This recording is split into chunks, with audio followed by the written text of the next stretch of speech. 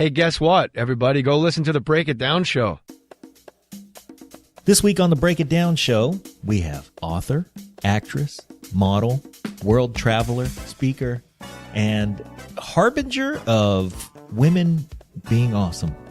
Yeah, she carries a message, and that message is grab your passport, grab some tickets, and go somewhere. Yep.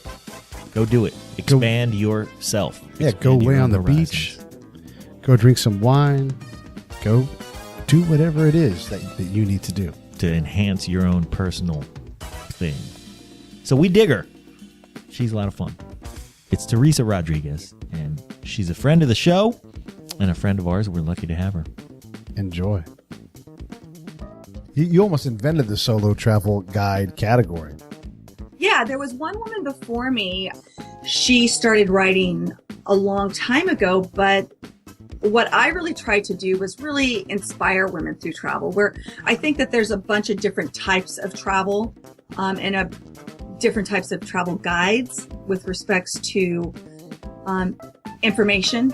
You know, I think you look at Frommer's and Rick Steves. They're really about, just core information about a destination, which is great, fantastic. Right. But what I really want to do when I write is to inspire people to go to that place. It's almost like here, it's a love affair. Like these are the traits that a city has that you might fall in love with.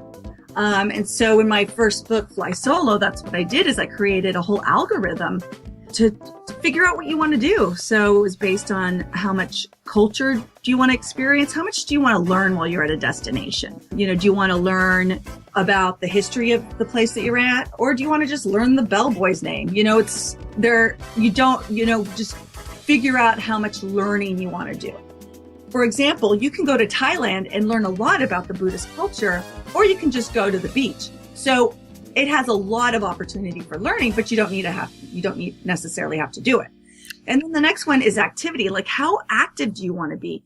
Do you want to go kayaking or snorkeling or sailing, or do you really just want to go into a bookshop, find a great book and, find a cafe and sit and enjoy, drinking coffee all day long?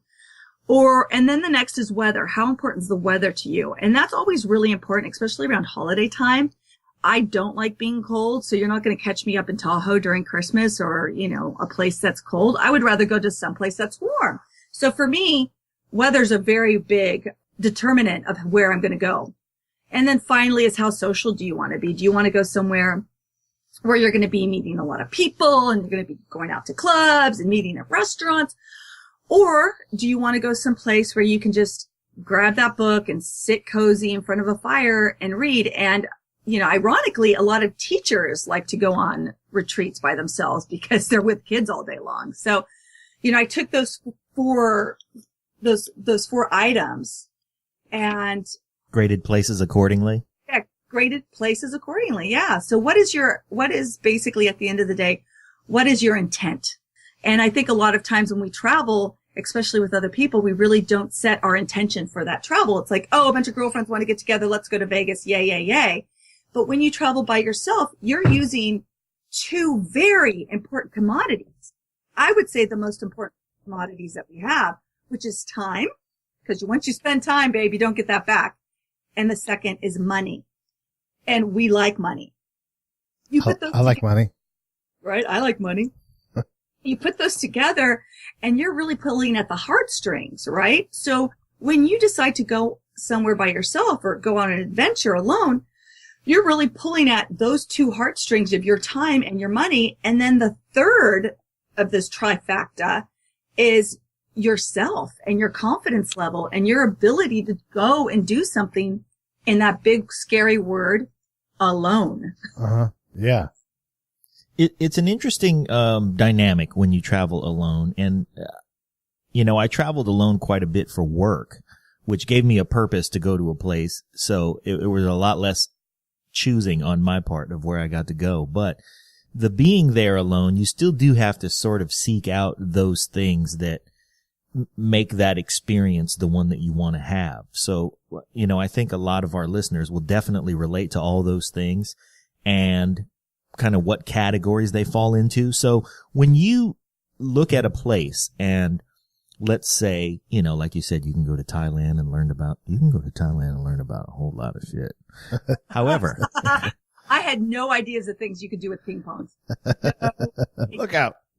I need a moment. I just need a moment. Okay. So the things that you go out and seek out by yourself, even if you're traveling by yourself, but, let's say you have a work day full of things to do, but then you have your evenings free to go explore. Do you segment these places by category, or do you line them all up and go, here are the 4 categories and here's the matrix for this place? I set it out based on the category. So culture, activity, weather, social, which I call cause. Mm-hmm. What's the cause, right? What's your cause rating? And then from there, you can figure out what you're going to experience. So, you can go to a place like Thailand, for example, and it is actually one of my favorite places to go because you can do a spectrum of things. You can go shopping and get suits made. You can go through all the amazing temples and museums, or you can just go to the beach and hang out and eat noodles and drink beer, et cetera, et cetera. So there are places that don't have those wide options. You go to specific places and, you're going to get a lot of beach time, but you're not going to get a lot of museum time. But if you don't want to go to a museum, fantastic. I always look at those 4 things first. And of course, there's always the money issue involved. So once I figure out where I should go, I do a lot of research on, number one, is it safe? I went to Fiji in the 80s, and this is before the internet and cell phones. Do you remember that time? Yeah. And I don't remember that. Yeah, right? And there was a coup going on. And this was in 88. So I arrived in Fiji and the military had taken over. So, you picture this beautiful destination. When you arrived. Yeah, well, the military had already taken over. I just, didn't there's not a lot of news about this coup going on in the middle of the, South Pacific. And to everybody else in the world, it wasn't a big deal because, it's this. What year was this? This was in 1988. It was December of 1988. Okay. And so they've gone through a few coups. They had one in 88 and then one in 2000, another one in 2006. Yeah. And so actually the one that you're referring to is the coup of 87 that resulted in the overthrow of the elected government of Fijian Prime Minister Timochi Bavadra. There you go. Good research. So yes. So about that military takeover, it was very scary because the Fijians are really cool, laid back people. They drink their kava and they say bula and they ride their bikes and they're super chill. And you're showing up just as they declare a new republic. Right. And this republic is a military republic. Oh, so boy. what does that mean? That means that at Saturday at sundown is a curfew. It's locked down. You're not allowed to leave your house until Sunday when the sun comes up. Problem is Sunday, you're not allowed. There's no businesses open. There's no taxis. There's nothing, right? Right. And Saturday when the sun goes down is when Teresa Rodriguez just gets started. That's when she's just getting loose.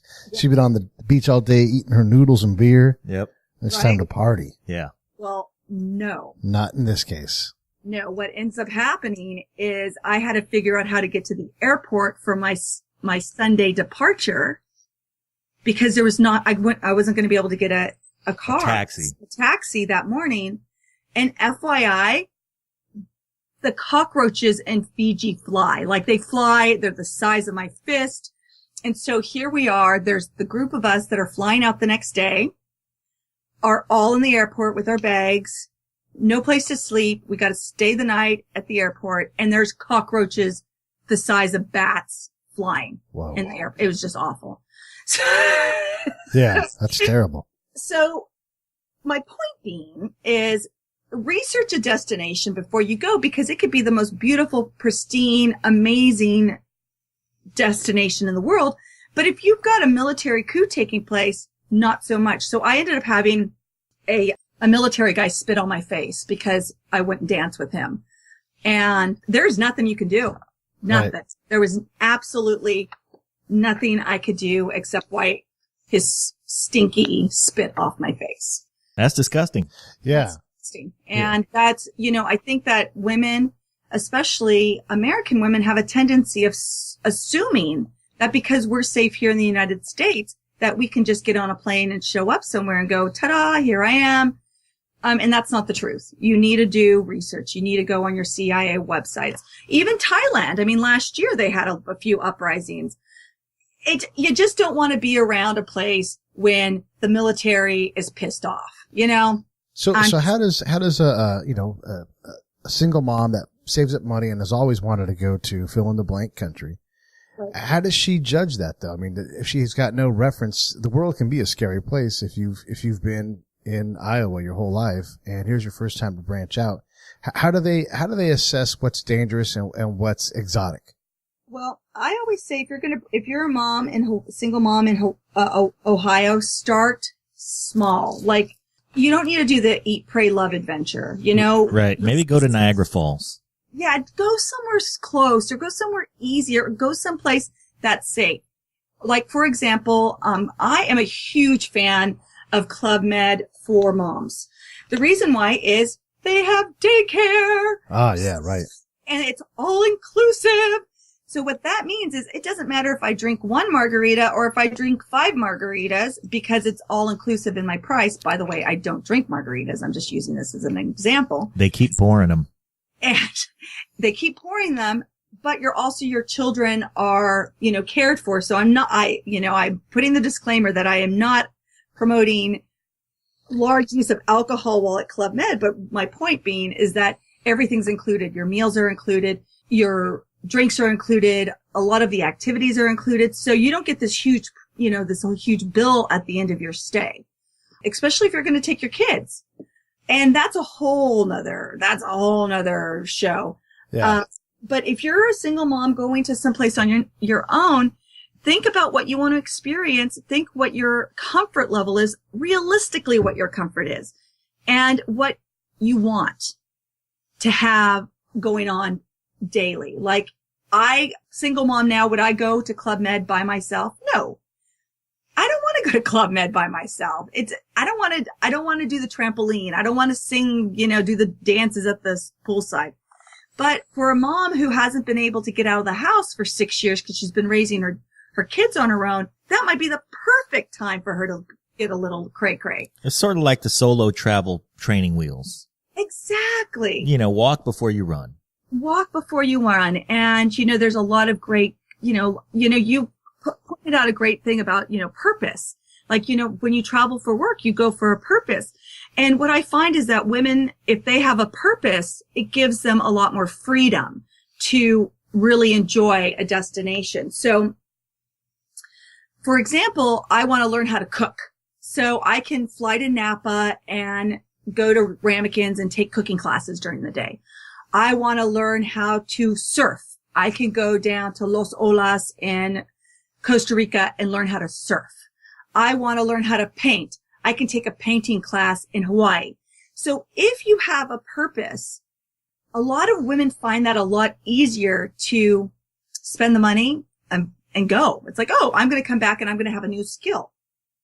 Well, it also gives you the opportunity to kind of spread your wings and have something to rest on. Like, I will go, like you, anywhere and go see what's there and not feel like I need to, have that purpose necessarily, because a purpose will find me.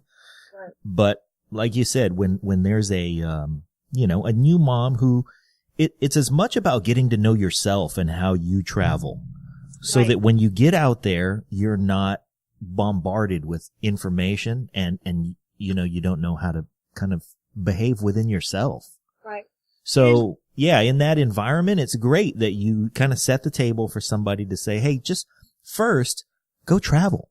Right. And don't make it be a life altering, mission to do something. Just go get used to yourself and figure yourself out alone. I mean, we have several friends that we know who have gone out into the world and gotten to know themselves, and it makes them tremendously more interesting. Oh my gosh. I tell single women that all the time. I'm like, they strive for the white picket fence, right? It's like, I just, picture our track team and, here we go, bang, we're off and running. And what are the women running towards? They're running towards the white picket fence. And I'm like, stop, take your running cleats off and go play in the sand, go play in the grass, because, at the end of the day, you're going to be a lot more interesting. And men are going to find you way more attractive when you can say, oh yeah, last week I was in Paris drinking champagne, or, next month I'm going to be going to Thailand, or, I went down to Buenos Aires and took some tango lessons. I mean, that stuff is intriguing and way more exciting than just running towards that white picket fence.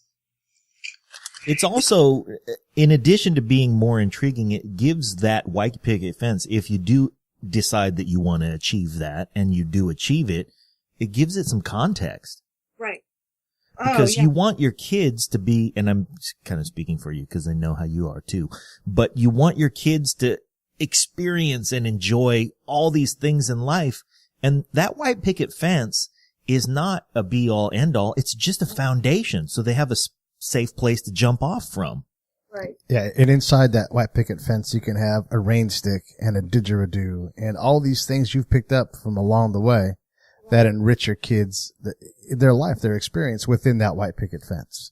Yeah, What's this, Dad? Oh, that's from Thailand. Give me that back. Don't ever touch that again. Stay out of that drawer. That's funny. So do you go out and speak about the book, about the concept to groups of women, or do you rely on the books, or how does that work? Yeah, so I do a lot of speaking, which, for me, I feel very lucky that I have been able to create a life where I'm able to empower other women through using travel, and as well as, I am a single mom and I am raising my baby on my own. And I've been able to reinvent and recreate myself enough times where I've been able to create a life where I can still travel and still be a great mommy and still inspire women. So yeah, one of the women who read my book sent me an email, and in my first book, Fly Solo, the 50 Best Places on Earth for a Girl to Travel Alone, I write about how it's more about your attitude than anything, and to always wear a scarf when you're in Paris. Well, she went through chemo. She had breast cancer. She sent me an email saying, I've made it through chemo. I have no hair, but until I read your book, I wasn't going to go to Paris because I was really self-conscious. But what I'm doing is I'm putting a scarf on my head and I'm going to Paris. And 2 years later, I got an email from her again, and the subject line was, hair's back, going to Paris and wearing a scarf. And I just was like, yeah. She's like, I went to Paris that first time that I said that I was going to after my chemo treatments. I came back and, I was so inspired by going the first time by myself. I'm going again, but this time I've got hair. Wow. And that's a beautiful thing, like to be able to inspire someone who was afraid to take that first step, and you gave her that first step, right. And then she took care of it from there, because obviously she's a courageous lady. But sometimes you need that coach, that push. Right. And I think that, I look at, before I did my TED Talk, one of the things that I really wanted to focus on, was the amount of passports that were issued per state. And if there was a direct correlation between passport issuances and racism. Okay. Wow. Yeah. Hold on a second. Wow. Should we talk about what we suspect? Okay. It was so bad I couldn't talk about it. Yeah. I did not want to sound, I looked at the numbers and I was like, wow, the lowest passport issuances states. Wait. Let's guess. Oh my goodness. What's the lowest passport? West by God, Virginia. Wait. Yep. No, not West Virginia. Arkansas. Yep. Arkansas was it? Uh-huh. Wow. Well, there you go. And the correlation between passport issuances. Right. So how many passports were issued last year per state? Not many in Arkansas. No. Is that weighted by racism. population, or is that just a straight number? It was weighted by population, so it was basically a ratio of the percentage of people that live in the state and the amount of passports.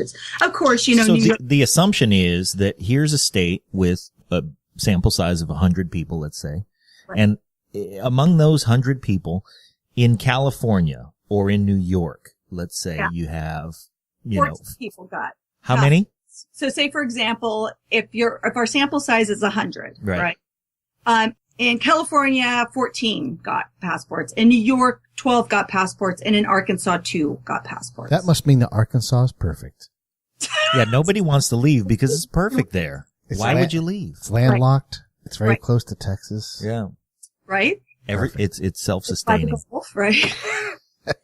So 2 people got passports. Now the presumption is that let's say 14 people from California are going to travel abroad. 2 people from Arkansas are going to travel abroad. That means that a year later, 14 people have traveled abroad, have experienced other cultures, have gotten to know people from elsewhere and other lifestyles to get to know the similarities and what we all are after. Whereas the converse is 98 people from Arkansas don't know anybody from anywhere else. You got it. And so therefore fear the unknown and develop a prejudice. Bingo. If you like the show, and you know you do, support the show. There are 3 ways you can support us. Number 1, go to iTunes or Stitcher or wherever you listen to podcasts. And leave a 5-star rating and review. It helps with the show metrics and helps us get better placement. Number 2, visit our website, www.breakitdownshow.com.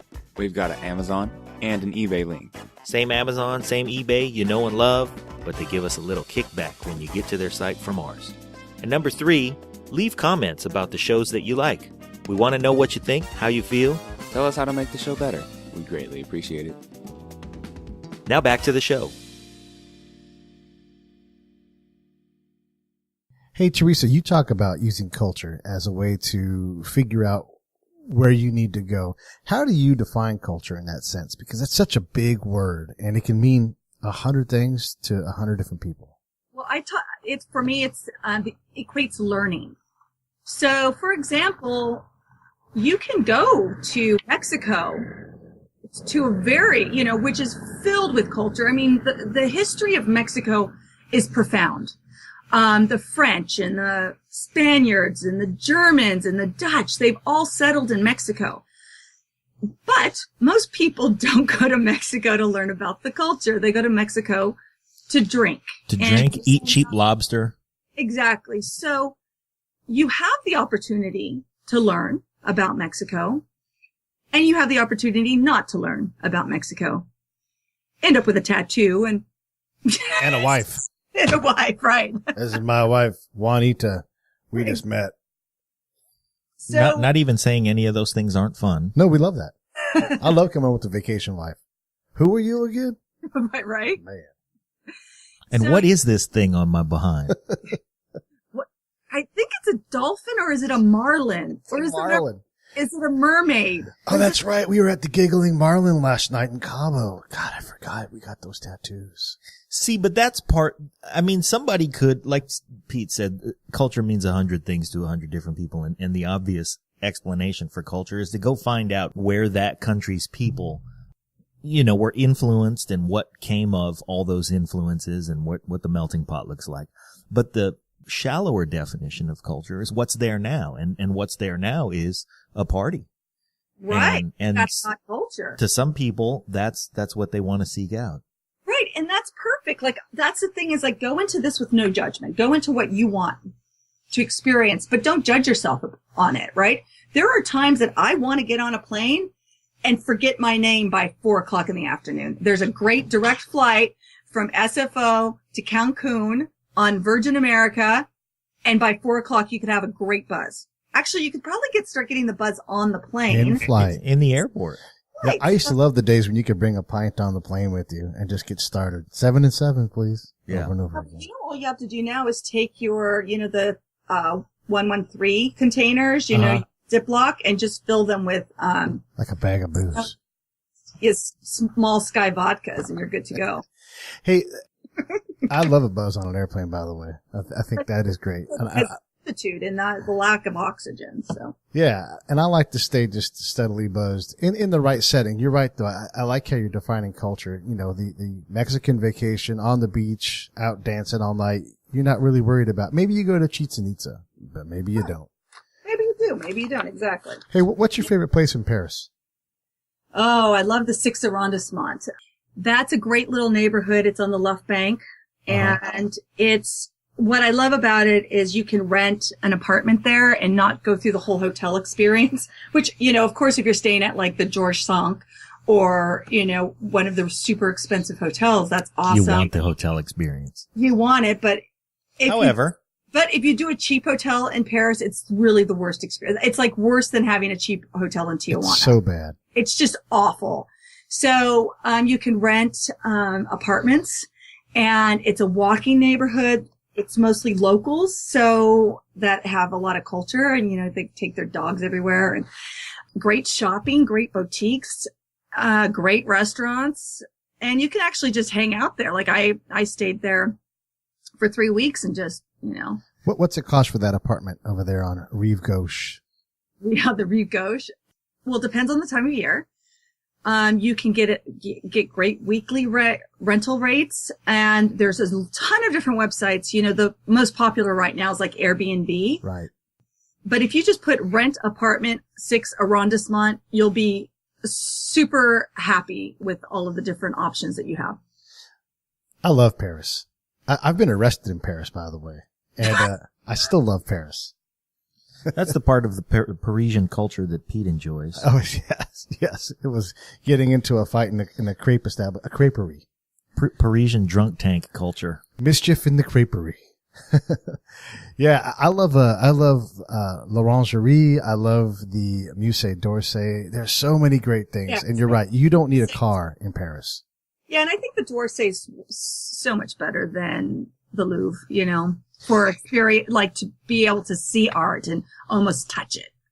Yeah, well, the Louvre, as you know, is gigantic. No, you can't even explain how big it is because there's nothing comparable to it that I've ever seen. It's gigantic and just chock full of stuff. The Musée d'Orsay you can actually take little bites of and consume, and heck, you could do it in a day, you could do it in 2 days and enjoy the whole thing and discover all those cultural things like Degas and all that. It's fantastic. Paris is top notch. It is. I had an automatic weapon pointed at me in Paris. But I guess I go there to see different things than you do, Teresa. Oh gosh, I'm not even going to ask. Hopefully it was at the airport. Also, I may or may not have been arrested in Thailand, but I don't discuss that anymore. Well, he did get a tattoo on his face. Statute of limitations has run out. I could tell a funny story about my last time I went to Paris on the train. Should I tell? We can always edit it out. So pardon me for being a little bit lewd, Teresa. So we were on the train, my girlfriend and I at the time, and we were having some couple type friend time. It was a very friendly time. And the conductor came and tore the door open. It was locked. He scratched the hell out of the door as he pulled it through the lock. Uh-oh. And he got a surprise. All right. That guy could barely look at us the rest of the train ride. And we kept seeing that guy, like, it must have been like his, you know, he was done, his weekend started, because we must have seen him 3 different times later on in Paris. He'd be like, oh, there they are. And the shame. It was awesome. I'm surprised he didn't give you a high five and say, oui, oui. I know, he should have. It was awesome. But yeah. I think you might have been thrown off that you invited him in. We didn't invite him in. He came tearing in. That's the story Pete tells now. The story. Come on in. High five. So, okay, you have 2 books. I know we're trying to promote the Body, Mind, and Solo 7 Keys to Conquering the World Alone. But how do the books differentiate? How do you recommend them for the solo traveler? Is there an order they should get them in, or to give us a little background on those 2 books? Yeah, so Body, Mind, and Solo. So the last book was always what I wanted as my opus, you know. It was the book I always wanted to write. But Penguin bought the first book. So they bought the idea of a book with 50 destinations for women to travel by themselves. So that was the commercial endeavor. That book now is in 4 languages, a steady seller. And that's really for people who've traveled and want ideas of places to go. Where Body, Mind, and Solo is really, for that person who's got their training wheels on and it needs to be convinced that they're going to go somewhere, or they need to go somewhere, and they need to take a journey. And it's really inspirational with a lot of stories about women in it. That book took me around 6 years to write, and I had to condense it down year after year after year. But I always get inspired by some of the women's stories that they share about solo travel. There's one woman who I went to school with at Stanford, and she said something. She said when she travels by herself, she doesn't have to eat as fast as a teenager or walk as slow as a toddler. She can go at her own rate, her own speed. And I just found that, and of course that was before I had kids, and now I get it. Like, I understand that line. And that's the body part of the book, is really figuring out what your body wants to experience. Teresa is an amazing lady. She lived in Australia for a while. She said, I'm out. I'm leaving. I'm gone. I'm going to Australia. She dropped right after high school. Yeah, right after she graduated high school early. Peace out, Cub Scout. I'm leaving. And then ends up down in Australia, a year later? Yeah. She just dropped on us that she went to Stanford. She's done a TED Talk.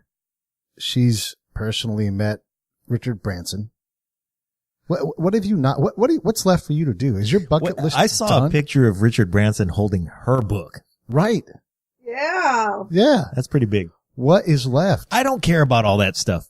You know what? I just find you to be wildly interesting. Thank you. And that's the thing. You can stack up all those accolades and they're all impressive and wonderful, but really when somebody meets you, those aren't the things that matter. And everybody says that about, really wildly interesting people like you.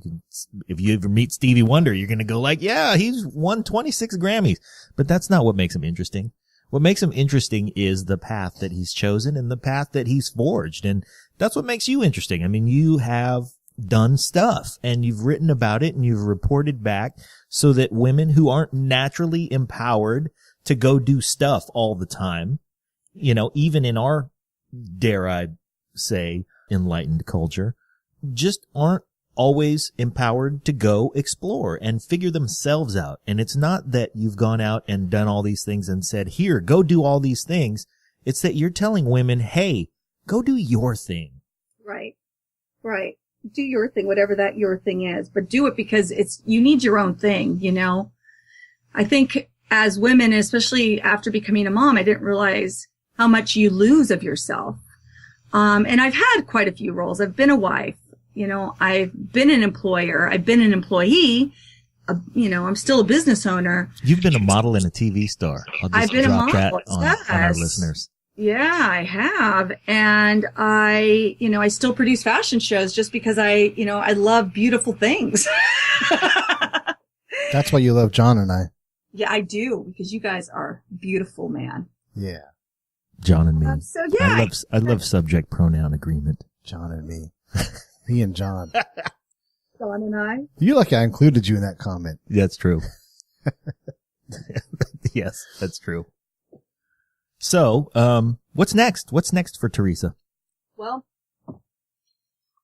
I'm not going in Virgin Galactic. Okay.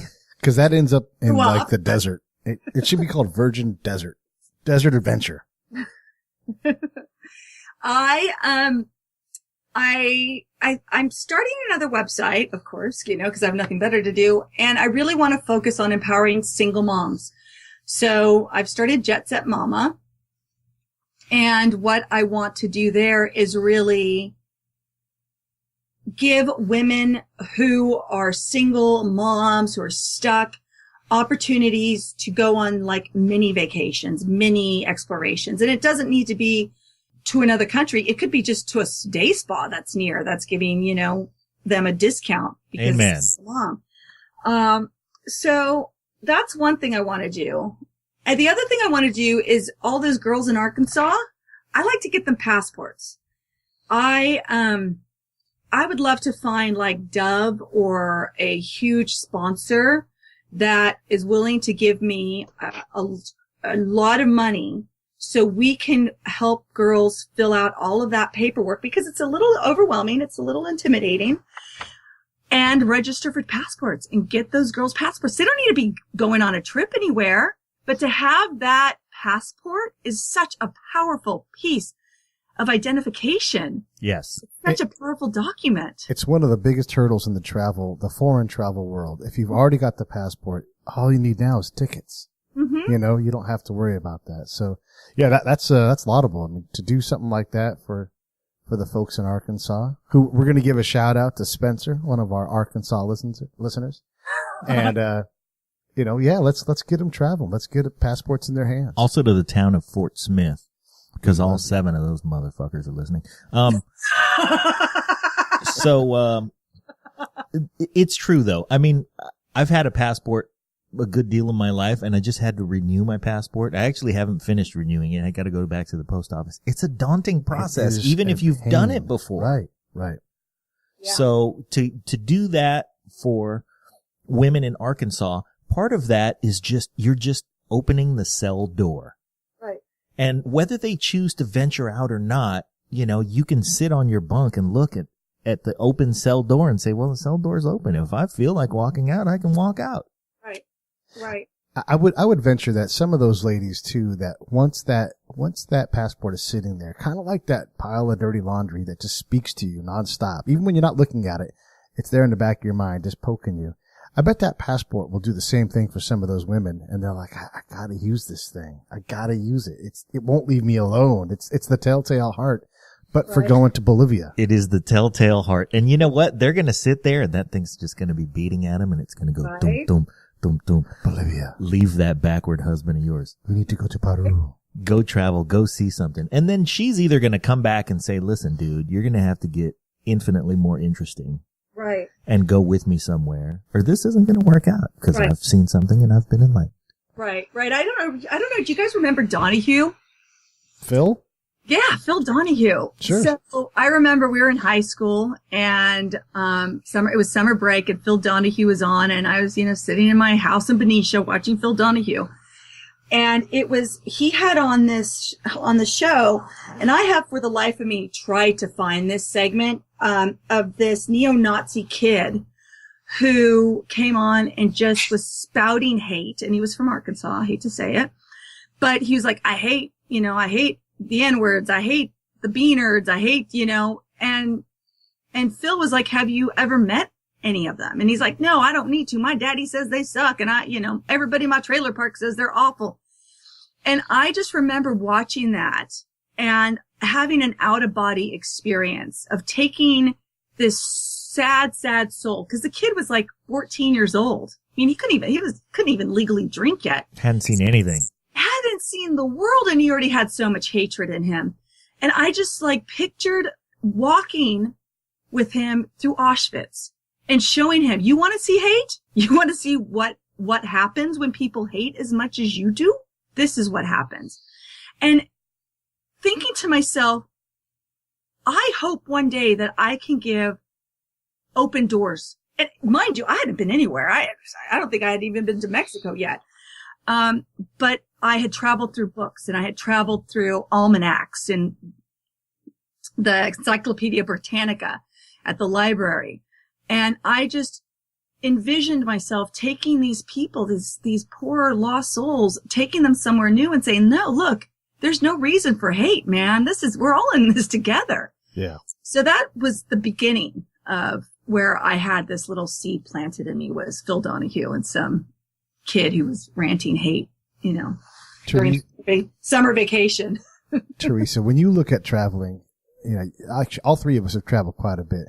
You have the places that you want to get to, and you always discover more, and you can never get to all of them. But you also have the places that you love. What do you think you prefer? Going back to Paris to go experience the same things again that you love, maybe explore a little bit there, or would you rather go off to, I don't know, Burgundy and go see a new part of France that you haven't been to? Where does your meter set with that? Well, it depends. If I want to relax, then I go someplace like Playa del Carmen, where I know everybody and I know the beach and I know where I want to stay, and I've kind of got my footprint. But if I'm really wanting to experience something new, I just get, I'll find a place and go. So, for example, this summer I went to Buenos Aires. I've never been. It's always been a bucket list item. I, stayed in a great hotel in a safe neighborhood and didn't make any plans. I actually brought my own book because I actually wrote about Buenos Aires. I hired somebody in Buenos Aires to help me with all the places to go for single women. And so I got down there and I just experienced Buenos Aires truly new and fresh. And now, Eckhart Tolle, his book, The Power of Now, talks about how we get stuck in the past and in the future. We're worrying about, we regret the mistakes of the past and we're worrying about the decisions we have to make in the future. And very rarely do we live in that delicious space of the present. So when I go to a place like Buenos Aires that I've never been before, I am no place but the present, walking through the cemetery and seeing Eva Perón's grave for the first time. I am there. I am so grounded in the earth and the smells and the feelings that there's no other place. And I think that's the power of traveling to new places. Whereas is when I get to Cancun, I take the bus, I know where I'm going, I know where I'm seeing, I got all, But I think that we can always find that newness in anywhere that we go. It's just the attitude of, we want to take. So my answer, a long answer to a short question, I like to go to new places if I have the energy to do the research and to plan. But if I don't, then I'll just go to one of my true blues. When you went to Buenos Aires, you would put pictures up and so, we all get to kind of travel with you. And it's one of the things I love about Facebook is keeping up with friends. Even though you and I don't talk every month or every week even, we can interact via Facebook. So I'm watching you do that and I'm watching you enjoy the soccer team. You're, at some kind of a pub or something and you got the jersey on and you're in the moment. You are a Buenos Aires fan and you're into it because those people are into it. And it takes me back to times where I've done similar things. Like I've been in the Arab Peninsula during the Arabian Cup or, the Euro Cup when they're all playing and you've got, Jesus, maniacs from Holland just going crazy for their team. The entire airport is orange, it's so much fun to live in that present moment, but you can't do that you can't do that right at your house. You have to get out of your house and you have to go experience those things. Yeah, because the laundry needs to be done. You need to clean the refrigerator out, the kids screaming, whatever. Yeah. Hey, when all these single moms and these even the men that want to go out and travel, they're all going to throw at you the money, argument and say, I don't have money for that. What's it cost for someone to grab some tickets and go to anywhere? And I understand you can do a 3-day little short trip and go somewhere within 100 miles of your house and be a world away. But what does it cost to use that passport and go to Playa del Carmen or anywhere? It depends. I do not use Expedia, Kayak, any of those. I don't use those sites. Third-party sites are so unreliable. It's hard to get your money back if you book the wrong ticket or if something changes. So I sign up directly with the airlines. So get specials so United and Virgin and American Airlines, because they have specials all the time. And when you book directly with the airlines, you're getting a solid price. And they have deals where they'll hook up with, Iberostar, for example. And so you can spend, 5 days, fly American Airlines to Cancun and stay at a hotel for, $800 for, whatever. And that includes the flight. Another good one is Club Med. Club Med has a lot of great deals going on all the time. So that's where I like to send people. One of my flight attendant friends loves Travel Zoo. They've got, great deals on packages. So if you want to do a package, you can do it through those. Say you can't do that. Say you only have Monday to Thursday off. You got to be realistic, man. How far in advance are you going to be booking this? How much money are you willing to spend? What kind of experience of where you want to stay? It's almost like that Da Vinci Code. You remember that lock, that puzzle that they had that had all of these different intricate things that spun around and spun around? That's kind of what solo travel is. Because you can say, yeah, I want to experience a lot of culture. I want to go someplace where the weather's nice. But I can't take more than a week off, and I can't spend more than $1,000, for example. Well, each of those is going to limit where your destination is going to be. But also think outside the box. Maybe you want sun. Instead of flying to Cancun, maybe you can go down to San Diego, or perhaps you can fly over to Miami. So think about the options of what you want to, what do you want to experience, and what are the options that fit into that realm. Money's always going to be the number one. So like for me, I need to travel a lot. So I'm not booking flights all the time. I'm driving up to Napa. I'm going over to Mendocino. Yesterday I was in Bodega Bay. So I do a lot of little trips that don't cost a fortune, but get me out of my space. Yeah, I want to turn that question a little sideways and say, okay, I am, let's say, and I know I sound just like this, but let's say I'm a single mom. And I just want to spread my wings a little bit. I just want to get away. I got my mom will take the kid for a little while if I arrange something, and I just want to get started and kind of want to get to know myself. What do you suggest? So you're going by yourself. Mm-hmm. And I've got, let's say, I don't know what the dollar amount is, but let's say I've saved up $500. What do I do with myself? Well, and you're here in the Bay Area. Sure. Do you want warm or cold, or does the temperature matter? I like this. I like warm. Okay. So if you've only got $500, then I would probably suggest that you would take a train, and you can take a train to San Diego, or if you got a car, I would drive to Santa Barbara and go check out all the wineries, and there's got great spas down there. There's a lot of great little hotels that don't cost a fortune. The San Luis Obispo area is awesome. Pismo Beach, Avalon, awesome. All right. Now I'm going to take your answer apart, because I didn't ask that necessarily for myself or for single moms in the Bay Area, but for our listeners who happen to catch us from somewhere else, if I can summarize, and please jump in wherever I get it wrong or need a little help, but if I can summarize, the important thing is to figure out, with my amount of money, how far can I get and how much time do I have? Exactly. And then the next thing is, what do I want to do? Or how much do I want to do? Right. And then, how little? Yeah, how much or how little do I want to do? And then when I've figured out sort of my radius, start to look at the activities and what I can afford, and start to look at modes of transportation and what I can afford, and maybe what sounds interesting. Like, if we assume everybody has a car, great, but maybe not everybody has a car. Do I take a bus? Do I take a train? Maybe explore all of those options. Maybe I live somewhere where there's a riverboat, or whatever the case may be. Because I'll tell you, I do live in the Bay Area, and hearing your suggestions, taking a train, I didn't think of that. Yeah. Huh. So you can take the train all the way to Tahoe. Yeah. And you can take the train all the way down to San Diego. And I hear the train to Tahoe is beautiful. It is. And we have a friend who just went to L.A., and he said he always takes the train when he goes down there because he loves to take the train down there. Yep. You can take the train all the way to San Diego, get off at the gas lamp area, find a cute little boutique. Well, book the hotel beforehand, and you don't need a car. You don't need any transport.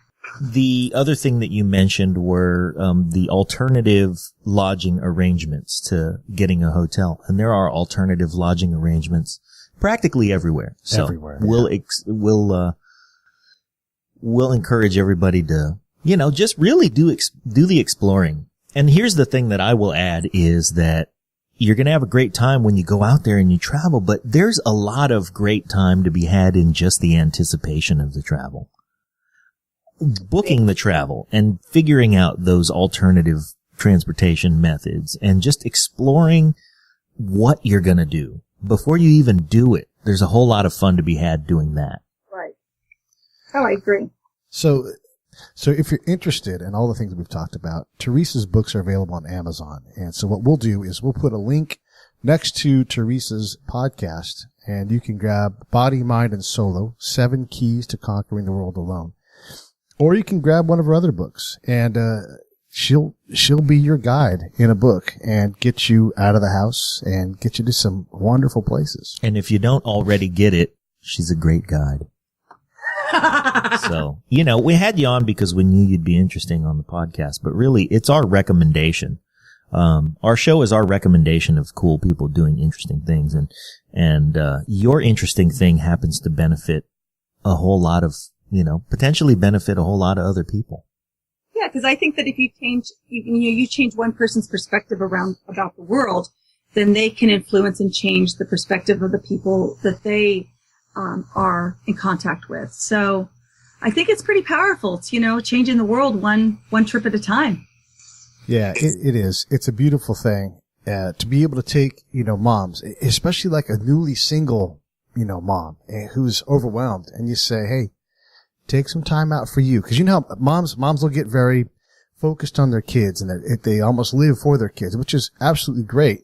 But take some time for you, enrich your life so you can enrich your kids. And what you're saying is get a passport, go to Avalon, go to Mesa, Arizona, go to Sedona, Arizona, just go somewhere, open your heart, open your mind, live in the present, and then, give that to your kids. Right. Because, you're going to be a better mom. You're going to be a better mommy when you've got stories to tell about the stars that you saw falling from the sky and the little gifts that you can bring back versus you yelling and screaming and being angry and frustrated and, at home all the time. Yes, it is a commitment to travel by yourself. It is, you're going to, start a fund, a penny fund if you have to do it. You're talking $500 and you can do a trip. That's $10 a week. Yeah, for That's you. Mm-hmm. Yeah.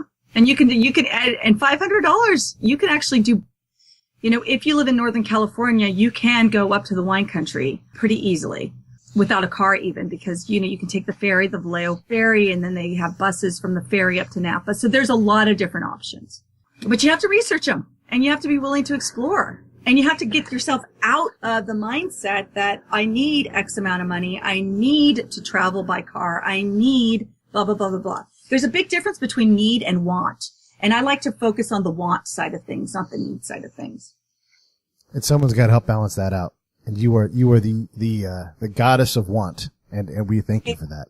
Yes, I do. Yeah, I'm a big wanter. And I'm not afraid to admit it. There's a lot of things I want. Do I need them? No, but I would really like them. Well, and I want to thank you on behalf of John and I, or me and John, or John and me, for coming on the show. And just, again, thank you for being so wonderful with what you do. You're making the world a better place one trip at a time, like you said. And again, encourage our listeners to check out Teresa on Amazon. Use our link to go there. Check out Jet Set Mama, her newest venture. Also, I'm just going to throw in, if you happen to be a Jet Set Mama, we like you. Yeah, absolutely. We like you, Jet Set Mamas, all of you.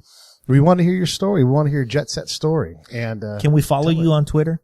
Yes, it's Fly Solo. Oh, at Fly Solo.